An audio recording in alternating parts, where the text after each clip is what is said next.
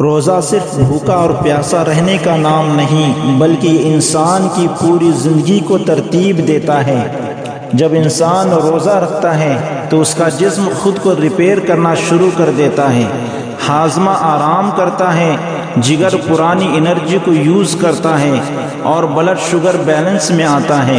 روزہ دل پر بوجھ کم کرتا ہے اور خون کی گردش بہتر ہوتی ہے۔ دماغ زیادہ کلیئر محسوس کرتا ہے، فوکس اور کنٹرول بڑھتا ہے۔ اسلام میں روزہ سال میں ایک مرتبہ فرض ہوتا ہے، لیکن اس کا اثر جسم اور دماغ دونوں پر گہرا ہوتا ہے۔ روزہ ڈسپلن بھی ہے۔ اس کا مطلب ہے کہ روزہ ہمیں وقت کی پابندی سکھاتا ہے، سحری اور افطاری کا مقررہ وقت۔